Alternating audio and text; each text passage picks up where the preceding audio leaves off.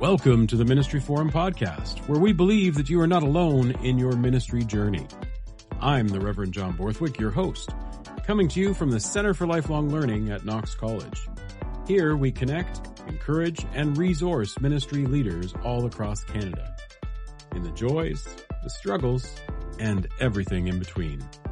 I love that I get to do this work, and most of all that I get to share it with each and every one of you. So thanks for giving us a listen today. Whether you're a seasoned leader or just starting out, this podcast is made with you in mind.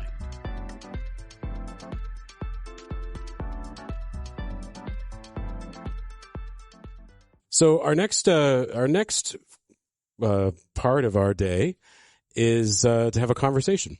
This is kind of like a live podcast. So if you don't know Ministry Forum that well, we do have the Ministry Forum podcast available at all of your wherever you do podcasting. We hope we are on our third season already. And so this is kind of a live podcast. Eventually this will be a podcast episode. So be appropriate, Mr. Lewis. I've known Mark for many, many years. And, when I knew we were coming to Hamilton, I knew we wanted to talk to Mark Lewis. Partly, sorry folks who aren't Presbyterian, but just to give a dash of Presbyterian in the mix. And there's nothing more Presbyterian than the Reverend Dr. Mark Lewis in my mind. You're welcome. So I'm going to do a little introduction, and then we're going to get into some questions. And Mark's also brought some pictures to show us along the way. So it is my great pleasure to introduce the Reverend Dr. Mark Lewis. As I say, we've known each other for many years. We even served in the same presbytery for a season, and occasionally we might be found sharing a fizzy beverage over a lunch with some colleagues. Some of my earliest pulpit supply when I was a mere slip of a lad at Knox College was at Knox Dunville, I think. You actually let me into your pulpit, the greatest preacher in Canada. You would let me sit there and say words out loud. You can say something if you want. Yeah, we've regretted that ever since, John, and I had to leave shortly thereafter. I think that was one of your poorer choices. Mark has served in Presbyterian congregations since 1980 or 1960, apparently, if you count Christmas pageants he's been a part of. He's ministered in congregations with Nova Scotia and Ontario. He's served as the convener of many national committees and was the moderator of the 2003 General Assembly. He retired from St. Andrews Kitchener in 2018, and since 2019, Mark has been an assessor and coach for Hope Partnership for Missional Transformation, which works with Canadian ministries or Canadian ministries of the Presbyterian Church in Canada, helping congregations that are stuck to move forward in new ways. Since 2020, Mark has been the interim moderator and stated supply at St. Paul's Presbyterian Church in Hamilton, downtown. And it's his connection with St. Paul's in Hamilton that brings him before us today. And again, as I've said this maybe many times, our vision for Creative Ways is to shape the conference not only around topics that are relevant for ministry leaders and congregations today, but also to highlight the creativity found in the host community itself. You've seen that in the space and place that is St. C's. You've seen that through Teresa and Indwell, and following my conversation with Mark, we're going to hear from the Greater Ontario House of Prayer. The Hammer is, as it's lovingly called by its residents, has certainly been a hub for innovation for decades. And truly, we could have invited a multitude to speak with us, but they all declined, and so Mark said yes, and so we were happy for that. Totally kidding, of course. I knew I wanted Mark to tell the story of St. Paul's in Hamilton when we designed this event, and not only because it would give us a bit of Team Presbyterian, but also it would feature a congregation that, to my mind, and Mark will certainly fill us in, is situated in the epicenter of what Teresa was talking about as well, the opioid, houselessness, poverty crisis in a city like many across Canada today, and how this almost 2-century-old congregation's leadership has sought to cast a faithful vision of the call of Christ, and to use their words, repurpose themselves as a vital community asset. And so welcome, Mark. Thanks for joining us today. Thank you, John. I'm very thankful to be here with you. I look forward to telling you a bit about St. Paul's. Excellent. Are there any errors or omissions in my introduction that you'd like to bring to my attention in true Presbyterian ways? Yes, I hate to make myself even older, but I was moderator of assembly in 2002. Is that right? Not 3. Not 3. You could just say at the turn of the century. You just lingered there, I felt. Many of you weren't even born at that time, I suppose. So wow. Yes. To our audience, that's music to our ears. I wonder if you could begin by telling us a little bit about your ministry at St. Paul's. Did you enter their life? If you go on their website, you can read a bit of their story. But did you enter their life in the midst of their repurposing activities? Did they come about as a part of your ministry with them? Just tell us a little bit about St. Paul's and how you describe them as a people and a congregation. All right, I will. A couple of things that I want to say right up front are these. The first is that I am here today in great humility and trepidation. And I say that because even though St. Paul's has done some really amazing things, I don't know if we have done the right thing. And you may have a comment about that. I may have led this congregation down a pathway to destruction. And so I'm very insecure. And I'm also humble because an awful lot of ministers these days will tell you all their secrets about church growth, and yet for the most part our churches are not growing. So that there's some kind of a disconnect there, that we really don't know how to make a church healthy. And I don't know how to make a church healthy. I'm struggling along. The other thing that I want to say is this: two ideas that are really important to me, and they might get lost in the conversation. And the two ideas come out of the question that I always ask people when I go out to do an assessment for the New Beginnings program. I will always say, what do you want me to do for your church? And typically Presbyterians will say, well, how can you get us more people and more money? And right up front, I say to them, those are not the questions to ask. And the questions that I encourage them to ask are these two. Number one, who needs our help that no one else is helping? Because that's the question that Jesus is always asking. And the other question is, are we using our resources in a way that is pleasing to God? And for the most part, the resources that Presbyterian churches have these days are buildings and space. And we, to a large extent, are wasting our buildings and wasting our spaces, and they could be used in better ways. So keep those two questions in mind, and if you take anything back to your own congregation, take those questions back. Who needs our help? And are we using our buildings in a way that gives glory to God? So when I got to St. Paul's, I was appointed interim moderator, and my first day was March the 15th, 2020. And I had seen their annual reports for the previous 5 years, and for those 5 years, the session had told the congregation, we will have to close this congregation in 2022. The money was running out very quickly. They were winding down. So I became interim moderator in 2020 with the thought this would be a 2-year assignment, and I would find a way to graciously dissolve the congregation and let them die with dignity. However, if you remember, the date that I just told you, March the 15th, 2020, was the first day of the first pandemic shutdown in Ontario. So here we had a church, they were on the brink of death, and now they couldn't come to their sanctuary anymore. And I felt they're going to die more quickly at this point. However, I also thought it's not fair to shut this church down and not let the people come and say goodbye to it. So we can't close during COVID. And then I decided that I would do a live stream of the worship by myself, which would be a pain in the head. I did it for one Sunday, and on the Monday, a young guy sent me an email and said, do you want me to come and do the live stream? And I didn't really, because I sort of hoped that we could die more quickly.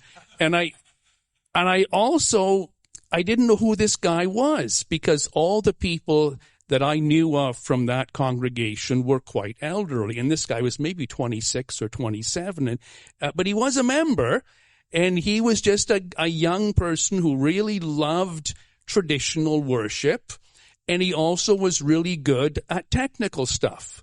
So I said, yeah, sure, you come in and you do the live stream. So, for, what was it, almost 2 years, I preached to an empty sanctuary. The only people there was the guy doing the live stream, and we would have the organist and one soloist. And yet somehow the church stayed together. The people, they kept on giving, they kept on supporting, the offerings stayed strong, and I thought that was really weird. And in the middle of that, we were approached by an organization called Hamilton Urban Core. And Hamilton Urban Core is a healthcare organization significantly funded with Ontario government funds. And they work in downtown Hamilton, for the most part, with persons struggling with opioid addiction, untreated mental health, and homelessness. And they said, we are going to lose our facility on Cannon Street. Could we come and open our safe injection site in your building? And of course we said no, because that would be a real pain in the head for us. And I called up every other church that I knew in Hamilton and asked if they would take the safe injection site. They all said no. And so then they came back to us and said, look, we're really, really stuck. So they asked, and I went to the session, and I assumed the session would say no, because they wanted to use our library, our nursery, and the ladies' parlor for a safe injection site. And I still laugh at the thought that if you went to most Presbyterian churches and said, can we have people come in and smoke crack in your ladies' parlor, please? The answer would be no. But I was shocked by the session. They came to the meeting, they considered the request, and they said, Mark, there are people every day on our lawn who have overdosed. There are people dying in the streets. And in Hamilton, between 140 and 170 people die of opioid overdoses every year. And this session of people in a church 190 years old, they said, we will do it. We will open our facility. They can have this space, and we will welcome in Hamilton Urban Core and the safe injection site. And I was deeply moved by that. And somewhere in my mind, the thought that I was going to close this church down, it reversed. And I said, these people have responded to the call of Christ. What they are doing is truly compassionate. It's going to change lives and save lives. And they are giving up something that is precious to them. And they're doing it with love and with grace. So we did. We signed contracts with them. We had to have an architect and a construction company come in to renovate those spaces because a safe injection site. Oh, look, I think there's pictures of the renovation here. If we can flip through some of those. And, Can we flip that? Anyway. We'll come down to this in a second. We host an annual overdose awareness day at this time. We did the renovation. We welcomed them in. And since that time, about 10,000 visits per year are hosted at St. Paul's Presbyterian Church. And those people are receiving medical care, nursing care, wound care, drug and alcohol addiction counseling, career counseling, every sort of guidance that is imaginable. And the people within the congregation also are providing food and clothing and toiletries for the people that come to the safe injection site. So most of you probably know that on March the 31st, we had to close the safe injection site. Provincial legislation closed all of the CTS sites that were within 200 meters of a school. However, we have continued to be a satellite site for Hamilton Urban Core, continuing to provide the medical and nursing care and guidance that is needed.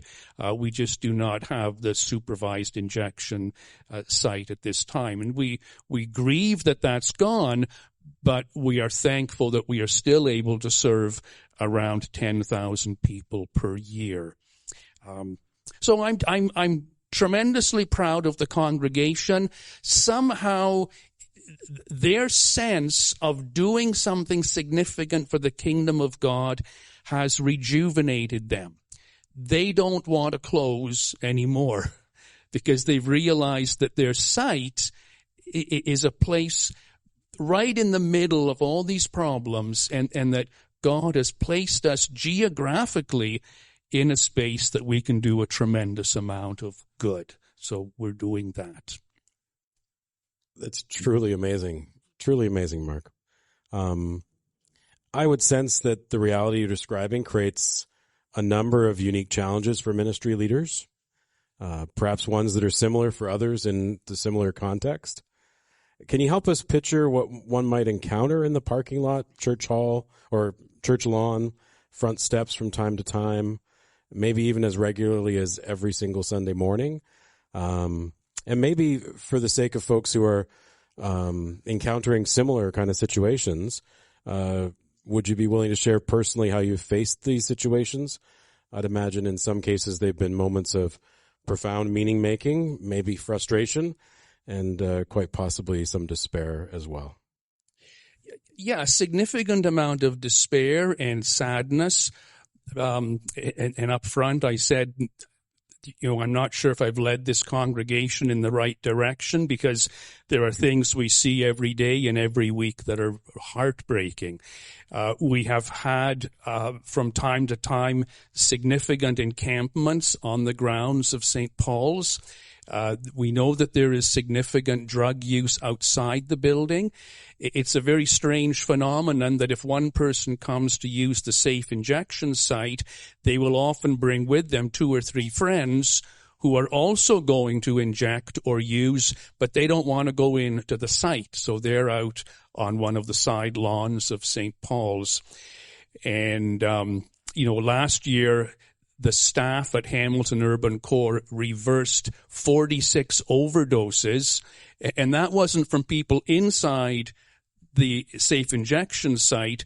That was from people coming and banging on the door saying, my friend is OD'd, can you please help them? So that's a little bit difficult. The session and most of the committee conveners and office holders receive regular training in how to recognize an overdose and how to treat it with naloxone. Our last session meeting was this week. We opened with a 1-hour session on managing overdoses, which is a strange thing for a Presbyterian congregation. And of course, as one of the speakers said before, the use of naloxone is becoming complicated because the strength of the drugs available now is so much higher that they cling to the receptors more stubbornly. The naloxone knocks them off the receptors, but it's becoming very difficult. And of course, naloxone is only a temporary measure.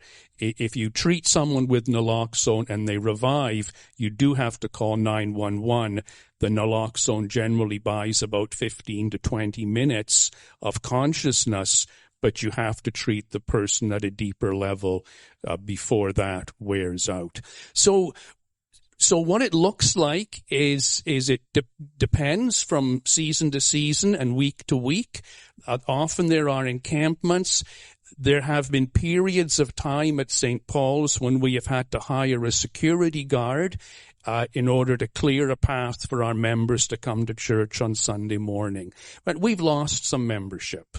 And that's the place where I say, I don't know if I've done the right thing here. There are some people who are afraid to come to St. Paul's, and when those people tell me, I have to say to them, I don't blame you. It can be frightening and quite intimidating to walk through an encampment. In the last couple of years, we've had 2 significant police raids on the grounds of St. Paul's, and on both of those occasions, there were multiple arrests for people with outstanding warrants, people who were carrying weapons, and people who were selling illicit drugs on our site. So that's very distressing and very difficult. And again, for the people who have stuck with St. Paul's and who are okay coming through the encampments, I'm very touched by their level of compassion. Another indication of the people's goodness is that, and I get my dates right, I think it was on Christmas Eve of 2023, a young man died of an overdose on our site. And I think it was in the summer following that, his mom and dad came to see me. And they wanted to know if they could erect a memorial stone for their son on our site. And we actually have a graveyard on our site with graves dating back to the 1840s. And I said, well, I'll have to go and ask the session about that. You know, it's a significant thing. And I went to the session and I said, can we do this for this family? And I thought there'd be a mixed reaction, putting up the gravestone of a kid who died from a drug overdose right beside the gravestones of the founders of this church back from the 1840s. But every one of the elders said, yeah, go ahead. And again, just very touched by the compassion and the grace of a congregation that is so traditional and so old, but they have this genuine tenderness, and they truly care, and they have wonderful love. So that's when you ask, what do we see in the yard? Like this Sunday, it was pretty clear. It was, there was one fellow was passed out on our sidewalk, and I said to him, I shook him, I said, are you okay? And he says, oh yeah, I'm just having a nap. And I said, could you move over a bit so that we can walk? Oh yeah, he said, I'm sorry about that. He said, I didn't realize I was on your sidewalk. So, but that's, it was a good day today. Not too much in terms of the physical presence of persons in a difficult state. So that was good. Yeah, I just want to acknowledge, Mark, just the reality that yourself as a ministry leader and many others in your congregation face on a regular basis, the kinds of traumatic incidents and realities of life that you're facing. That's a lot to bear for folks, and very different. I don't mean this in a judgmental way, but in the church, we often will be praying for people that are going through difficult times. We may even pray for people suffering with addictions and houselessness and all these things. But to actually meet the people, speak with the people, and even come alongside families who are grieving the loss of loved ones is a very different reality that you and your congregation are carrying on a regular basis. I just want to acknowledge that. Thank you. It is very strange. A couple of things that have been difficult for us is the amount of vandalism that we experience is quite significant. In the wintertime, anything that's outside of our church that is made of wood will be smashed to pieces and burned as firewood. And we have had 2 significant arson attempts on the church. In the one, a person broke one of the rare basement windows and had a bundle of papers and wood that they set on fire and threw through the broken window. It caused localized fire damage in that room, but it filled the entire church with smoke. That was a difficulty. On another occasion, somebody poured a liquid accelerant under a basement kitchen door, lit it on fire, and of course it went under the door. Again, it caused localized damage. In both of those cases, we were fortunate that Hamilton Urban Core staff were present for one, and our caretaker was present for another, so the fires were extinguished. But the hardest part for us was the police coming to us and asking us to press criminal charges. Which we did. And you don't like to do that as a church, but the police felt that in both cases, the persons who had done that would have advanced their aggression to the point that they eventually would have killed or harmed someone. So we did that. On another occasion, I got a call at 6:00 on a Sunday morning from the police saying, "Could you come and open your church for us?" And I said, "Why?" And they said, "Well, we need to retrieve a bullet that went through a person and through your front door, and we think has landed in the vestibule of your church." So that was kind of difficult too, but there you go. It's life in the Hammer. Only people from the Hammer can get that, for sure. So just to switch gears a bit, St. Paul's, as I understand it, is also building. They're building in their parking lot, maybe putting up a parking lot to provide paradise. Is that where we're going? It's very good. Thank you. Yeah, I'm here every week. So tell us maybe a bit more. I understand you're working with a partner. It's not Indwell, but that's okay. You know, it's an abundance space to be a part of. Collective Marquee. Is it because it has Mark in the name? That's exactly it. It's picked? Collective Marquee, and I thought, well, that's me. And you're also collaborating with not the W or the YWCA, but the YMCA. Again, because you like the song, I assume. This is it. Yes. I knew it. Yeah. So how did that all come to be? Well, when we were doing... And I think you have pictures. Look, there's the artist's rendering. An artist's rendering. There it is. Now, and can you see the St. Paul's spire outside there? And if you go back to the last one, you can see St. Paul's spire in the background there. So now this isn't definite, but when we were doing the renovations for the consumption and treatment site, I went and talked to the architect and the builder and said, if you ever are working with a developer who wants to build something in Hamilton, tell them about our space and tell them that we'd be open to development. And then I forgot that I'd ever said that to them, but about a year later, Jennifer Keesmaat called me and said, "Can I come and look at your building?" And he said, "Yeah, sure."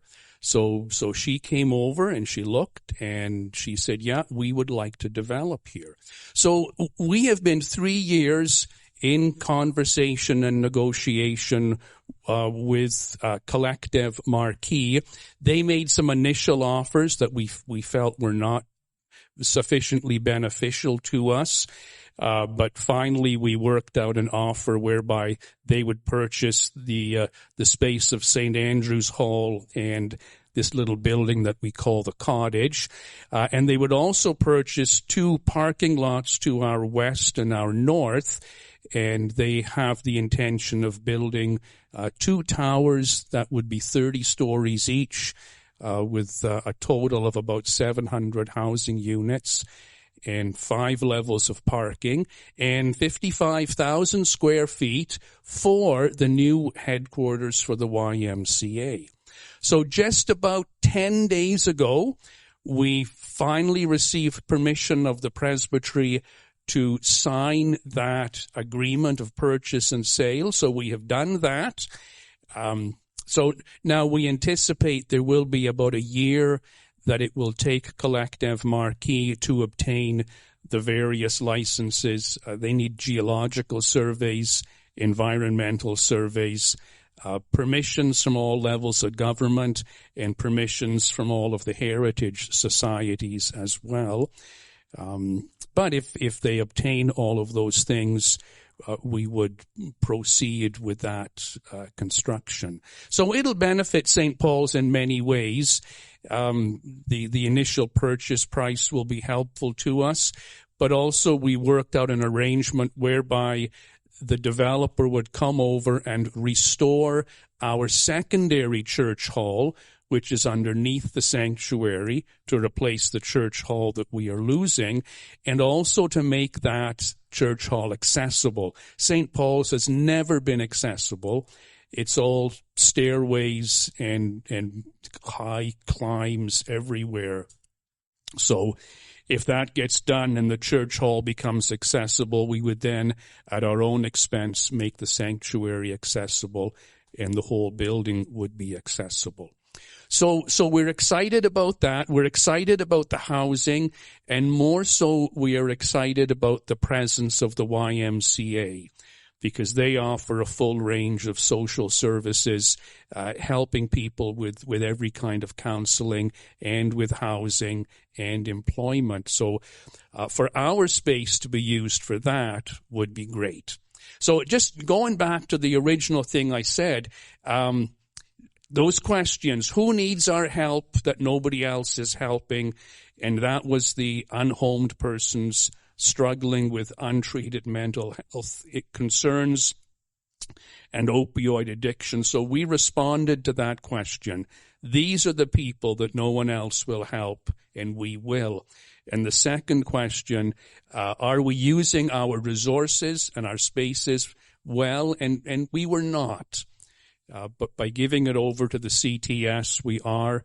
By giving it over for this housing development and the YMCA, we are making better use of our space, and we think that's a good response to the call of God. So it kind of feels like, I guess you passed the deadline where you were hoping to close it, and now it's like the little church that just wouldn't close. Like, what's going to happen now? It's a very strange thing. I don't fully understand why the offerings remain so strong. Mm-hmm. When I ask the session, they say it's because, well, we're doing something. Mm-hmm. And we're willing to support the church as long as it's doing this mission that we think is really important, and we feel that we're serving God, so we will continue to support. Mm. Last question for you, Mark. Do you have any advice specifically for ministry leaders, perhaps specifically clergy, who are finding themselves in the world that you've been planted in for a while now? You've talked about it's taken years to get to decisions about buildings. You've talked about your daily, weekly kind of interactions, the kind of partnerships and collaborations. I'm assuming that the fine theological training that you received from Knox College, in the late 1970s didn't necessarily prepare you for what you've spent all these years doing. Or maybe it did. Maybe your theological training, your spiritual life has been a part, I actually think it has, of what has sustained you and the congregation on this journey. I'd just love to hear your closing thoughts on that. I would like to say, for the benefit of Ernest Van Eck, that I am deeply thankful for my education and my ministry formation at Knox College. I would also like to say I think that theological formation today is almost impossible. Like, what are you training people for? I don't know. I mean, you have to teach people Old Testament and New Testament and systematic theology. You got to have those things, but you also have to teach how to exist and how to be of use in the world at this time, and that's just incredibly difficult. And I can't imagine a course that you would have to prepare people for ministry. I'm going back to my questions. who needs our help that no one else is helping? I think that's a question that Jesus would ask. And are we using our resources in a way that serves God? And if anybody here is in ministry, I hope that you would ask those questions of yourself and of your congregation. And that's one way to move forward. The other question that I like to ask the church as well is, what is completely unique that the church does, that we as a church do in the world that no one else is doing? And what are the things that people, good organizations, good humans are doing that we could either come alongside or we could get out of the way and let those people do those things? I think that's a question we often need to be asking. What is the absolute unique thing that makes the church the church? I'd argue things like talking about an ancient book called the Bible, praying. These seem to be important things that we do that no one else does. And then just how can we collaborate, come alongside, support, get out of the way? And I feel a bit of the story of St. Paul's is a bit of that. Your church could have said, we're going to continue with the traditional things that we do, that many churches do to support and help people experiencing poverty. We could have a clothing cupboard. We could have a food bank kind of thing. We could offer certain little helping things, and we could give donations. And I'm sure they do that in many ways already. But then you open the door to organizations that are doing some amazing work collaboratively and in a bigger picture and a wider picture, and they've made their home in that space. And I think that's a beautiful thing that St. Paul's has done and the leadership of St. Paul's has done. And as you say, it's not all you're doing.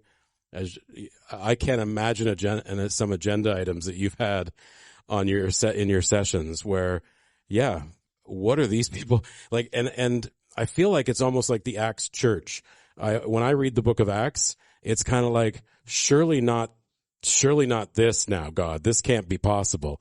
And I'm sure for some of your session members and for you as you walk into those rooms, it's kind of like, okay, I mean, we've pushed it pretty far and people have been really generous, but surely not this. And yet they surprise you. And that's a beautiful thing. Yeah. Any closing words you'd like to offer? No, just if anybody here is a minister, I want to say ministry is really hard today. God bless you and God give you strength, because it's really tough and really challenging. Thanks for being with me, Mark. Really appreciate you. Keep doing what you can. And, we'll keep watching and see how long you keep hanging out with the good people of St. Paul's. Let's see what happens. Let's see what Thanks, God's John. up to. Thanks for joining us on the Ministry Forum podcast. We hope today's episode encouraged you and reminded you that you are not alone in ministry. If this episode resonated, tell someone. Please don't keep us a secret. And if you can, subscribe, rate, or leave a review wherever you listen. It helps us reach more ministry leaders just like you. And honestly, it reminds us that we're not alone either. Find more resources and ways to connect at ministryforum.ca and follow us on social media at Ministry Forum. Until next time, may God's strength and courage be yours. May you be fearless, not reckless. And may you be well in body, mind, and spirit. And may you be at peace.